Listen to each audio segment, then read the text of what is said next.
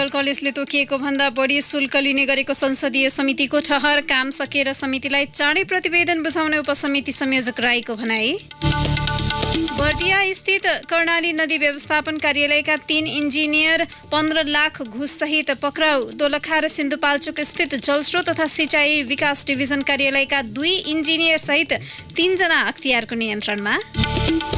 अमेरिकी सेनालाई आफ्नो मुलुकमा भित्र्याउन साउदी अरबका राजा सलमानको स्वीकृति। अमेरिकी उपस्थितिले क्षेत्रीय सुरक्षा र स्थायित्वमा मद्दत पुग्ने दाबी। र विश्वकप फुटबलको दोस्रो चरणको छनौट खेल घरेलु मैदानमा आयोजना गर्ने गरी राखेपको तयारी सुरु। आइसिसी टी20 विश्वकप क्रिकेटको एसियाली छनौटका लागि नेपाली राष्ट्रिय टोली सिङ्गापुरमा। नमस्कार, कान्तिपुर डायरीका साथमा सहकर्मी सुरज र म दिवा। अब समाचार विस्तारमा। प्राय मेडिकल कलेजले तोकिएको भन्दा बढी शुल्क लिने गरेको संसदीय समिति अन्तर्गतको उपसमितिले जनाएको छ। स्थलगत अनुगमनका क्रममा मेडिकल कलेजहरूले बढी शुल्क लिने गरेको पाइएको प्रतिनिधि सभाको शिक्षा तथा स्वास्थ्य समिति अन्तर्गतको उपसमितिले जनाएको हो। लुम्बिनी र नेपालगञ्ज मेडिकल कलेज बाहेकका प्राय सबै मेडिकल कलेजले चर्को शुल्क लिएको उपसमिति संयोजक सुरेश कुमार राईले जानकारी दिनुभयो। ती 2 मेडिकल कलेजले भने वर्षात र विभिन्न स्थानमा घसेको पहिरोका समस्याका कारण अनुगमन बाँकी रहेको उहाँको भनाइ छ। सबै मेडिकल कलेजहरूको अनुगमन सकेर चाँडै समितिलाई प्रतिवेदन बुझाउने उपसमिति संयोजक राईले बताउनुभयो। मेडिकल कलेजले चर्को शुल्क लिएको उजुरी परेपछि छानबिन गर्न समितिले चैत 12 गते उपसमिति गठन गरेको थियो।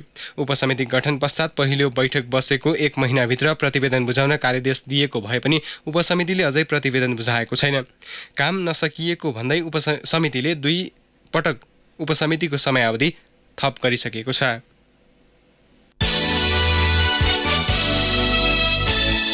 नेपाली कांग्रेसका प्रमुख सचेतक बालकृष्ण खाँडले सरकारको कदम जनताको हितका पक्षमा नरहेको आरोप लगाउनु भएको छ। सरकार जनताको भावना र मर्म अनुसार चल्न नसकेको भन्दै खाँडले जनताले दिएको मतको कदर हुन नसकेको बताउनुभयो। बीपी कोइराला अध्ययन प्रतिष्ठानले बुटवलमा आज आयोजना गरेको कार्यक्रममा उहाँले सरकार हरेक निर्णय गर्दै पछि हट्दै गरेको छ। यो सत्ताको दम्भ हो, यसलाई सच्याउनु पर्छ। सरकारका पछिल्ला काम कारबाही र गतिविधिले जनतामा निराशा छाएको उहाँको भनाइ छ।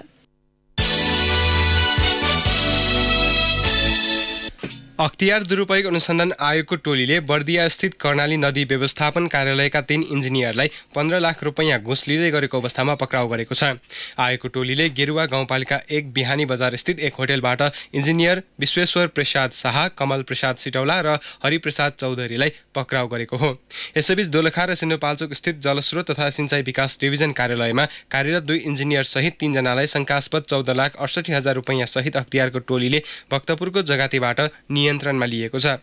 उपभोक्ता समिति तथा निर्माण कम्पनीहरूसँग घुस लिई दोलखा र सिन्धुपाल्चोकबाट काठमाडौँ आउँदै गरेका अधिकारीको साथबाट 13,38,000 र शाहको साथबाट 1,29,000 रुपैयाँ बरामद भएको अख्तियारले जनाएको छ। उनीहरू सवार बा1 झ 5280 नम्बरको सरकारी गाडी र चालकले समेत आयोगले नियन्त्रणमा लिएको छ। सरकारले ढुवानी व्यवसायीलाई भेहिकल एन्ड कन्साइनमेन्ट ट्र्याकिङ सिस्टममा ल्याएपछि व्यवसायी आन्दोलित बनेका छन्। व्यवसायीहरूले मालवाहक गाडी थन्क्याएपछि वीरगञ्ज पथलैया औद्योगिक करिडरमा सयौंको संख्यामा मालवाहक गाडी लाम लागेका छन्। व्यवसायीले सरकारले लागू गरेको प्रणाली झन्झटिलो भएको बताएका छन्। सरकारले गत बुधबारदेखि मूल्य अभिवृद्धि कर भ्याटको दायरामा ल्याउन vehicle and consignment tracking system लागू गरेको हो। कर छली रोक्न ढुवानी व्यवसायलाई भ्याटको दायरामा ल्याएको सरकारको तर्क छ। नेपाल ट्रान्सपोर्ट एसोसिएसन पर्साका अध्यक्ष बालकृष्ण पोखरेलले झन्झटिलो प्रक्रियाका विरुद्ध आफूहरूले विरोध गरेको बताउनुभयो। अनलाइनमा पनि धेरै झन्झटिलो छ। समयमा नखुल्ने, समयमा लगइन नहुने हामीले ट्राई गरेको, यो हुने छैन। उहाँहरूलाई हामीले भने म आफैले पनि उहाँहरूसँग सम्पर्क गर्न खोज्दाखेरि उहाँहरू 10 जनाको नम्बर दिनुहुन्छ। उहाँसँग कुरा गर्नु, यहाँ लगइन गर्नु, उहाँहरू आफै यसमा एकदमै झन्झटिलो प्रक्रिया छ। यो पनि हामीले मान्ने छैन, यो पनि हामी फिर्ता लिनुपर्छ।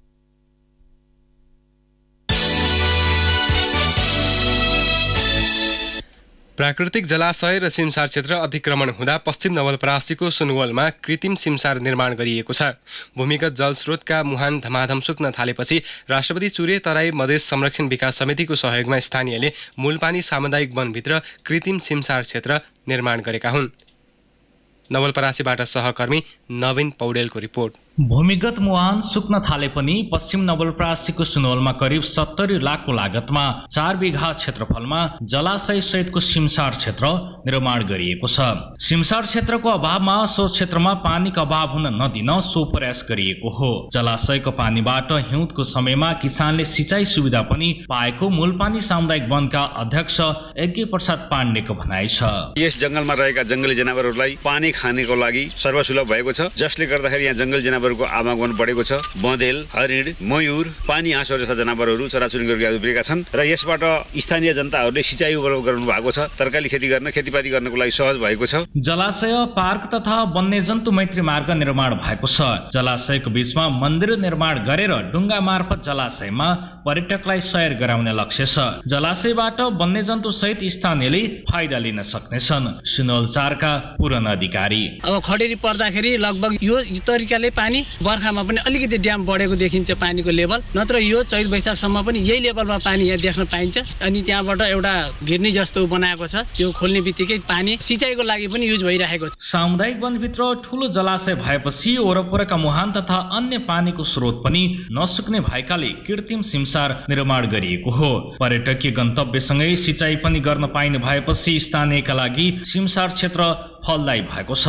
सधैँ आकाशे पानीको भरमा खेती गर्नुपर्ने बाध्यता रहेको स्थानीयलाई अब भने वर्षभरि सिँचाइका लागि स्रोत उपलब्ध हुनेछ। जलाशय निर्माण भएपछि जंगली जनावर बस्तीमा पस्ने सम्भावना कम हुने स्थानीयको आशा छ। रेडियो कान्तिपुरका लागि नवीन पौडेल, नवलपरासी। रिपोर्टपछि कान्तिपुर डायरीमा अब ब्रेकको पालो। ब्रेकपछि अब बाँकी प्रसङ्ग। आगामी मङ्गलबारबाट मुलुकभर पुनः वर्षा सक्रिय हुने मौसम पूर्वानुमान महाशाखाले जनाएको छ। आजदेखि पर्सि सोमबारसम्म सामान्य वर्षा हुने सम्भावना रहे पनि मङ्गलबारदेखि मनसुन नेपाल छिर्ने मौसमविद मीन कुमार अर्यालले जानकारी दिनुभयो। सो क्रम केही दिन जारी रहनेछ। गत साता जस्तै लगातार भारी वर्षा हुन सक्ने महाशाखाले अनुमान गरेको छ। बङ्गालको खाडीबाट आएको जलबाष्पयुक्त हावा र स्थानीय वायुको प्रभावका कारण आज राति केही स्थानमा सामान्य वर्षाको सम्भावना रहेको जल तथा मौसम पूर्वानुमान महाशाखाले जनाएको छ। आगामी 2 दिन अधिकांश स्थानमा सामान्य वर्षा भए पनि केही स्थानमा हुन सक्ने भारी वर्षाका कारण नदीहरूको सतह बढ्न सक्ने भन्दै महाशाखाले सजग रहन आग्रह गरेको छ। रेडियो कान्तिपुरको मासिक कार्यक्रम सलाम जिउँदो इतिहासलाई अन्तर्गत आज सुप्रसिद्ध हास्य कलाकार एवं गायक मदन कृष्ण श्रेष्ठलाई सम्मान गरिएको छ। नेपाली सिने तथा कलाकारिता क्षेत्रमा श्रेष्ठको योगदानको कदर गर्दै उहाँलाई सम्मान गरिएको हो। हरेक महिनाको पहिलो शनिबार स्रष्टालाई सम्मान गर्ने कार्यक्रम सलाम जिउँदो इतिहासलाई अन्तर्गत आज सम्मानित हुनुभएका श्रेष्ठलाई विभिन्न चर्चित कलाकारहरूले गीत गाएर तथा शुभकामना समेत दिएर सम्मान गरे। कार्यक्रममा श्रेष्ठसँग भलाकुसारीका साथै कलाकारहरूले उहाँको गीत प्रस्तुत गरेका थिए। कार्यक्रममा किरण केसी, यमन श्रेष्ठ, शिव परियार, रोजी श्रेष्ठ, कपिल कसपाल, सरना श्रेष्ठ, सरिता शाही लगायतका कलाकारहरूको प्रस्तुति थियो। कृषि ज्ञान केन्द्रको कार्यालय रुकुममा सरेपछि सल्यानका किसान समस्यामा परेका छन्। रकम निकासा तथा भुक्तानी लगायतका कामका लागि अर्को जिल्ला जानुपर्ने बाध्यताले किसान समस्यामा परेका हुन्। कृषि ज्ञान केन्द्रले व्यावसायिक कृषिमा लागेका किसानलाई आर्थिक अनुदान दिने गरे पनि सबै अनुदान रकम लिन रुकुमले सदरमुकाम जानुपर्ने बाध्यता तथा समय र आवश्यकतामा बढी खर्च हुने गरेको जिल्लाका किसानको गुनासो छ। मुख्य कार्यालय रुकुममा सारेपछि आर्थिक अनुदान तथा कृषि सम्बन्धी कामका लागि समेत कठिन भएको किसानको गुनासो छ। जिल्लामा कार्यालय नभएको र स्थानीय तहले समेत प्रवाह नगरेका कारण किसान अर्को जिल्ला धाउनुपर्ने बाध्यतामा छन्। कृषि ज्ञान केन्द्र शाखा सल्यानका प्रमुख चोपनारायण खन्नाले योजना छनौट लगायतका काम हुने भए पनि सम्पूर्ण अनुदानको लागि रुकुम जानुपर्ने भएकाले किसान समस्यामा परेको बताउनुभयो। प्रदेश 2 का 28 जना विद्यार्थीले भारतको आन्ध्र प्रदेश काकीनाडा स्थित आदित्य एजुकेसन इन्स्टिच्युटबाट छात्रवृत्ति पाउने भएका छन्। प्रदेश 2 सरकारको सिफारिसमा सो इन्स्टिट्युसनले 28 जना छात्र छात्रालाई पूर्ण छात्रवृत्ति दिने भएको हो। सो इन्स्टिट्युसन्सले प्रदेश सरकारको सिफारिसमा बेटी पढाऊ बेटी बचाऊ कार्यक्रम अन्तर्गत प्रदेश 2 का 18 जना छात्रा तथा शहीद परिवारको सम्मान कार्यक्रम अन्तर्गत 10 जना छात्र छात्रालाई पूर्ण छात्रवृत्ति दिने भएको हो। Civil, mechanical, computer science, information technology, माइकिङ, पेट्रोलियम, एग्रिकल्चर, इलेक्ट्रोनोमिक्समा उनीहरूले पूर्ण छात्रवृत्ति पाउने भएका हुन्। पहिरोका कारण अवरुद्ध मेची राजमार्ग 4 दिनसम्म नखुल्दा पाँचथरको हिलिहाङ र याङवरक गाउँपालिकाबाट झापाका विभिन्न बजार हुँदै भारततर्फ लैजान लोड गरिएको लाखौं मूल्यका गोलबेडा कुहिएका छन्। लोड गरिएका पिकअप भित्र क्यारेटमै गोलबेडा कुहिएपछि व्यवसायीले सडकमै फ्याँकेर घर फर्कन थालेका छन्। गत बुधबार दिउँसो झापा लैजान गोलबेडा लोड गरिएका 22वटा पिकअपसँगै दर्जनौं ढुवानीका सवारी साधन पाँचथरको फाल्गुनन्द 3 गुम्बा डाँडा क्षेत्रमा अलपत्र परेका छन्। त्यस्तै झापाबाट पाँचथर र ताप्लेजुङका लागि खाद्यान्न लिएर जाँदै गरेका ढुवानीका साधन पनि राके बजार आसपास रोकिएका छन्। फाल्गुनन्द 3 पाङ्ग्रे भिरमा निरन्तर पहिरो गइरहेका कारण स्थानीय प्रशासनले तत्कालका लागि स्काभेटर लगाएर पन्छाउन गरेको प्रयास पनि सफल भएको छैन। यसैबीच सिद्धार्थ राजमार्ग अन्तर्गत पाल्पाको तिनाउ गाउँपालिका 3 भूतखोला स्थित सडक पुनः भासिएको छ। केही दिनदेखिको लगातार वर्षाका कारण सो सडक खण्ड भासिएको हो। सडक भासिएका कारण यातायात सञ्चालन गर्ने अवस्था नरहेको स्थानीयले बताएका छन्। 2 वर्ष अघिदेखि नै सो सडक खण्डको केही भाग भासिन सुरु भएको थियो। भासिएको स्थानमा ग्राभेल राखेर पुनः सडक सञ्चालनको तयारी भइरहेको डिभिजन सडक कार्यालयका प्रमुख इन्जिनियर केदार नेपालले बताउनुभयो। प्रदेश 1 मा आर्थिक वर्ष 2075-76 मा 58.15% बजेट खर्च भएको छ। प्रदेश लेखा नियन्त्रण कार्यालयका अनुसार गत वर्ष 9 अर्ब 80 करोड 86 लाख 45 हजार रुपैयाँ खर्च भएको थियो। यसैगरी पुँजीगततर्फ 11 अर्ब 37 करोड 51 लाख 14 हजार 397 रुपैयाँ खर्च भएको हो।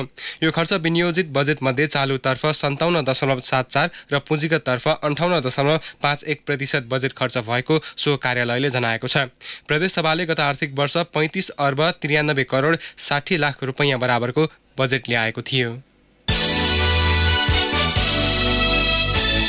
अब केही समाचार संक्षेपमा। केही दिन अघिको लगातार वर्षाका कारण भोजपुरमा पहिरोबाट 100 घर परिवार विस्थापित भएका छन्। बाढीबाट विस्थापित भएकाहरू पाल तथा छिमेकीको शरण लिएर बस्न बाध्य छन्। त्यस्तै जिल्लाका 9वटै स्थानीय तहका 16 घरमा पूर्ण रूपमा र 56वटा घर आंशिक क्षति पुगेको छ। नेपालगञ्जको भेरी अञ्चल अस्पतालमा रेबिज विरुद्धको खोप अभाव भएको छ। अस्पतालका प्रमुख डाक्टर रूपानन्द अधिकारीका अनुसार दैनिक 6 जना बिरामी उपचारको लागि पुग्ने अस्पतालमा खोप अभावको कारण स्वास्थ्य सेवा प्रभावित भएको छ।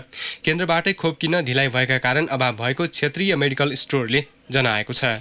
नुवाकोटको सूर्यगढी गाउँपालिका 5 बगुवाका विष्णु राईको करेन्ट लागेर मृत्यु भएको छ। छिमेकीको घरबाट ल्याइएको केबलको तार बनाउन बिजुलीको पोल चढेका विष्णुलाई करेन्ट लागेको हो। बिजुलीको तारमा छुँदा करेन्ट लागेर गम्भीर घाइते भएका राईको उपचारको क्रममा मृत्यु भएको प्रहरीले जनाएको छ। कान्तिपुर डायरीमा अब सुर्खेत डायरीको पालो। सुर्खेत डायरीबाट कृष्ण गौतमको नमस्कार। कर्णाली प्रदेश सरकार गठन भएको केही महिनासम्म सरकारका मुख्यमन्त्री, मन्त्री, कर्मचारी र सुरक्षाकर्मी हरेक महिनाको 1 गते र 15 गते जनतासँगै श्रम गर्न पुग्थे। मन्त्री परिषदको दोस्रो बैठकले हरेक महिनाको 1 र 15 गतेलाई श्रम दिवसको रूपमा मनाउने निर्णय गरेपछि कहिले सरसफाई, कहिले भवन निर्माण जस्ता काममा सरकारका प्रतिनिधि खटिन्थे। तर पछिल्लो समय सो कार्यक्रम अलपत्र परेको छ। मन्त्री परिषदले गरेको यो निर्णय मात्र होइन, अधिकांश लोकप्रिय निर्णय कार्यान्वयन हुन सकिरहेका छैनन्। 2074 फागुन 6 गते बसेको पहिलो मन्त्री परिषद बैठकले गरेका 21 वटा निर्णय महत्त्वपूर्ण निर्णय कार्यान्वयन गर्न सरकार गम्भीर छैन। वर्षौंदेखि खानेपानी अभावको समस्या झेल्दै आएको सुर्खेतको लेकबेसी नगरपालिका 1 लेकफर्सामा नेपाली सेनाको उत्तर पश्चिम प्रीतना शिक्षालयले खानेपानी योजना निर्माण गरेको छ। शिक्षालयको सहयोगमा लेकफर्सामा 2 खानेपानी ट्याङ्की सहित 2 सार्वजनिक धारा निर्माण गरिएको हो। नेपाली सेनाको सैनिक नागरिक सम्बन्ध कार्यक्रम अन्तर्गत 3 लाख लगानी र श्रमदानमा खानेपानी योजना निर्माण गरिएको छ। खानेपानी योजना निर्माणका लागि सेनाका 10 जवानले 4 महिनासम्म नियमित श्रमदान गरेका थिए। कर्णाली प्रदेशको राजधानी वीरेन्द्रनगरमा ट्राफिक नियम पालना नगर्ने सवारी साधनको संख्या बढ्दै गएको छ। सुर्खेत ट्राफिक प्रहरी प्रमुख हरिबहादुर बिसीका अनुसार गत आर्थिक वर्षमा ट्राफिक नियम पालना नगर्ने 27,093 सवारी कारबाहीमा परेका थिए। उहाँका अनुसार सो सवारी कारबाहीबाट 1 करोड 58 लाख राजस्व सङ्कलन भएको छ। गत आर्थिक वर्षमा 65 वटा सवारी दुर्घटनाबाट 29 जनाको मृत्यु भएको थियो भने 181 जना घाइते भएको ट्राफिक प्रहरीले जनाएको छ। कर्णाली प्रदेश सभा मार्फत स्थानीयका गुनासा सम्बोधन गर्न जनतासँग सभामुख कार्यक्रम सुरु गरिएको छ। कार्यक्रमको पहिलो चरणमा बराताल गाउँपालिकाको बड्डी चौरमा जनतासँग सभामुख कार्यक्रम सञ्चालन गरिएको हो। कार्यक्रममा स्थानीयले प्रदेश सभाका काम कारबाहीबारे सभामुख राजबहादुर शाहीसँग जानकारी मागेका थिए। कार्यक्रमका सहभागीले बाढी पीडित र सुकुम्बासीको समस्या समाधानका लागि सभामुखको ध्यान आकर्षण गराएका थिए। स्थानीयको गुनासो सम्बोधन गर्दै सभामुख शाहीले कर्णाली प्रदेश सभाले हालसम्म 22 वटा कानुन निर्माण गरेको जनाउँदै स्थानीयका समस्या सम्बोधन गर्ने प्रतिबद्धता जनाउनुभयो। हवस् त, सुर्खेत डायरी यही सकिन्छ। कृष्ण गौतमलाई बिदा दिनुहोस्। नमस्कार। सुर्खेत डायरीपछि कान्तिपुर डायरीमा पुनः ब्रेकको पालो। ब्रेकपछि अब आर्थिक प्रसङ्ग। सल्यानबाट 1 महिनाको अवधिमा 7 करोड रुपियाँ बढीको तरकारी बाहिरी जिल्लामा निकासी भएको छ। 1 महिनाको अवधिमा 7 करोड 50 लाख रुपियाँ बराबरको तरकारी र फलफुल निकासी भएको कृषि उपज केन्द्र कपुरकोटले जनाएको छ। जिल्लाबाट सबैभन्दा बढी गोलबेडा निकासी भएको छ। कृषि उपज केन्द्रका अनुसार गत जेठ 28 गतेदेखि 28 असारसम्म सोमूल्य बराबरका 8134 क्विन्टल तरकारी बाहिरी जिल्लामा निकासी भएको छ। गोलबेडा निकासीबाट मात्र 1 महिनामा 5 करोड 1 लाख रुपियाँ बराबरको आमदानी भएको कृषि उपज केन्द्रले जनाएको छ। सुनसरीका अदुवा कृषकले यो वर्ष हालसम्मकै उच्च मूल्य पाएका छन्। कृषकले गत वर्षको साउन पछिको तुलनामा औसत 4 गुणा बढी मूल्य पाएका छन्। गत वर्षको साउन अगाडिको अदुवाको मूल्य हिसाब गर्ने हो भने यो वर्ष 20 गुणा बढी हो। यो सिजनमा माउ अदुवा प्रति किलो 180 रुपैयाँमा बिक्री गरेको सुनसरी विष्णुपादुकाका कृषक पदम राईले बताउनुभयो। गत वर्षको साउनमा भारतले अदुवा खुल्ला गरेपछि पनि औसत न्यूनतम 50 देखि 85 रुपैयाँसम्ममा बिक्री भएका थिए। अदुवाको मूल्य अझै आकाशिँदै गएमा अब असोजदेखि तयार हुने नयाँ अदुवाबाट नेपालका कृषक अझै बढी लाभान्वित हुनेछन्। हाल थोक बजारमा अदुवाको मूल्य प्रति किलो 200 रुपैयाँदेखि 215 रुपैयाँसम्म पुगेको छ। अहिले अदुवाको माउ निकाल्ने सिजन भएकाले राम्रो अदुवाको उच्च माग रहेको तर आपूर्ति गर्न नसकिएको कृषकहरू बताउँछन्।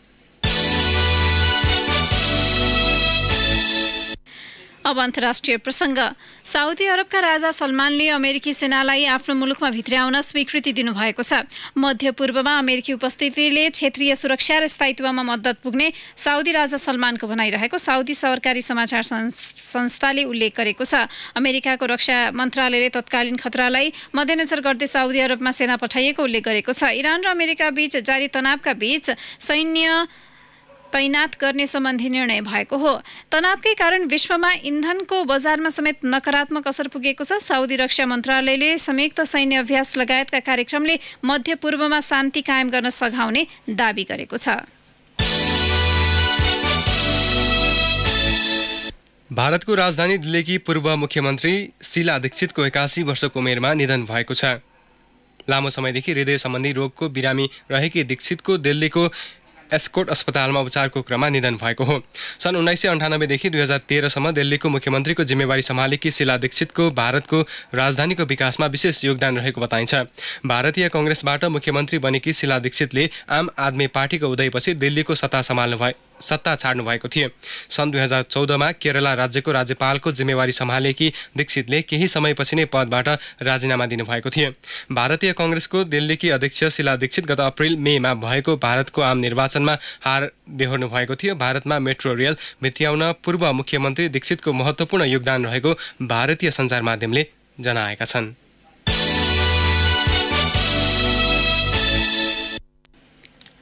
कतारमा सन् 2022मा हुने विश्वकप फुटबलको दोस्रो चरणको छनौट खेल घरेलु मैदानमा आयोजना गर्न राष्ट्रिय खेलकुद परिषदले तयारी सुरु गरेको छ।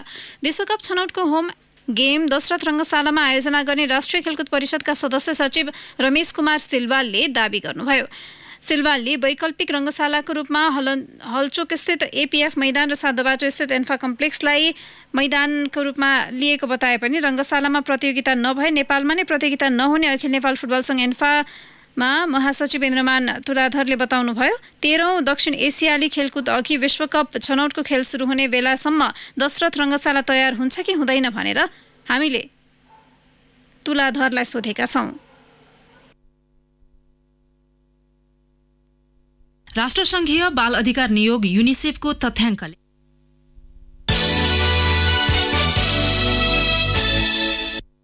आईसीसी T20 विश्वकप क्रिकेटको एसियाली छनौट खेल्नको लागि नेपाली राष्ट्रिय क्रिकेट टोली सिङ्गापुर पुगेको छ। मलेसियासँगको 2 म्याचको T20 सिरिजसँगै 10 दिनको अभ्यास सकेपछि नेपाली टोली उतैबाट आज सिङ्गापुर गएको हो। एसियाली खेलका छनौटहरू भने पर्सिबाट सुरु हुनेछ। पहिलो दिन आयोजक सिङ्गापुर र कतार तथा कुवेत र मलेसियाबीच प्रतिस्पर्धा हुनेछ। नेपालले भने आफ्नो पहिलो खेलमा आगामी मङ्गलबार कतारसँग खेल्दै प्रतियोगिताको सुरुवात गर्नेछ। 5 टोली सहभागी प्रतियोगिताको शीर्ष स्थानमा रहने टोलीले T20 विश्वकपको ग्लोबल छनौट खेल्ने अवसर पाउनेछ। बजेट अभावमा 13औं दक्षिण एसियाली खेलकुद सागका लागि पोखरामा निर्माणाधीन भौतिक संरचना अल्पत्र हुने देखिएको छ। राष्ट्रिय खेलकुद परिषदले समयमा बजेट निकासा नगर्दा पूर्वाधार निर्माणको काम कसरी सक्ने भन्ने टुङ्गो लाग्न सकेको छैन। पोखरामा आज बसेको एक भेलाले भौतिक पूर्वाधार निर्माण र मर्मत संहारका लागि पहल गर्न परिषदलाई आग्रह गर्ने निर्णय गरेको छ। यही अवस्था रहिरहे प्याराग्लाइडिङ र ट्रायथलन बाहेक अन्य खेल हुन नसक्ने राष्ट्रिय खेलकुद परिषदका सदस्य राजेश गुरुङले बताए। गण्डकी प्रदेशको राजधानी पोखरामा भारोत्तोलन, volleyball, handball, archery, paragliding, triathlon र महिला फुटबल हुनेछन्। अवस्था यसका साथै कान्तिपुर डायरीको यो बुलेटिन यही सकिन्छ। 8 बजे सिक्युरिटी एन्ड क्राइम डायरीका साथमा उपस्थित हुने नै छौँ। तबसम्मका लागि सुरज र म दिवा बिदा माग्छौँ। नमस्कार। सूचना र मनोरञ्जनको संवाहक रेडियो राष्ट्रको रेडियो कान्तिपुर।